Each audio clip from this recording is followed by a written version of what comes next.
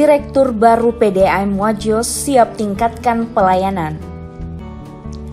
Direktur Perusahaan Daerah Air Minum PDAM Kabupaten Wajo yang baru sebulan menjabat siap membuat terobosan untuk meningkatkan pelayanan. Salah satu targetnya adalah mendistribusikan air kepada pelanggan selama 24 jam. Itu karena selama ini PDAM Wajo belum mampu mendistribusikan air ke pelanggan selama 24 jam secara rutin. Akan kita maksimalkan karena selama ini air bersih belum bisa mengalir 24 jam atau kata lain itu masih selang sehari atau secara selang-seling bergiliran dapat jatah untuk aliran air bersih PDAM. Melaksanakan tugas selaku Dewan Pengawas di PDAM Kabupaten Wajo.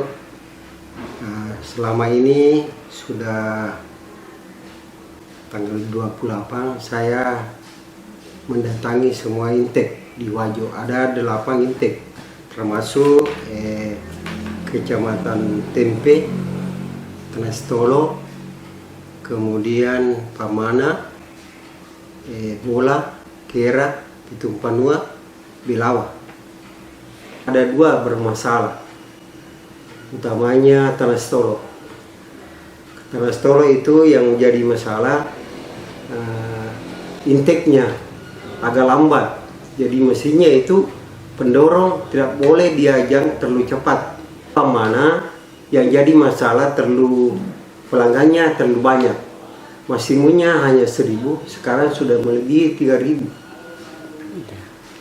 Itulah langkah yang kita selaku Dewan Pengawas, kita coba-coba bagaimana supaya PDAM ini bisa berhasil.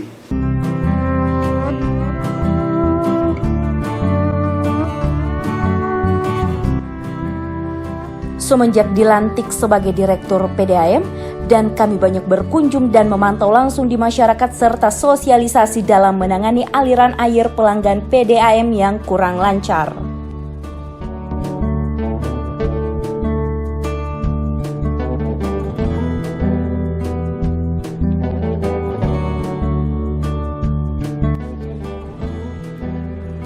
Karena itu, sebagai Direktur baru PDAM Wajo, dia akan berbenah dan melakukan upaya serta langkah-langkah konkret untuk mengatasi masalah air bersih sehingga kebutuhan air bersih masyarakat Wajo dapat terpenuhi. Salah satu langkah yang akan dilakukan yakni dengan penambahan kapasitas untuk produksi serta pembenahan infrastruktur air untuk menunjang kelancaran distribusi air nantinya. Kita akan tambah kapasitas serta pembenahan untuk instalasi pengelolaan air bersih dan juga pompa serta lain-lainnya yang terkait jaringan untuk pengelolaan air bersih.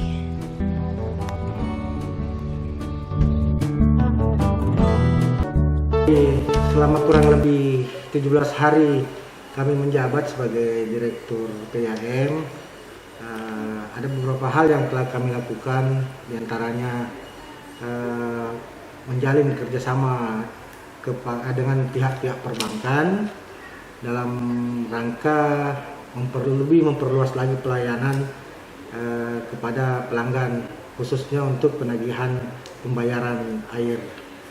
Jadi tidak ada lagi alasan bagi pelanggan untuk menunggak atau tidak membayar air karena kami telah memperluas layanannya, bekerjasama dengan perbankan, kemudian di Indomaret, kantor pos, kemudian ada blibli.com, Biro Jasa, dan terakhir kemarin dengan Hasil Mitra, Bank Mandiri juga. Jadi saya harap dengan adanya kerjasama ini bagi pelanggan yang selama ini belum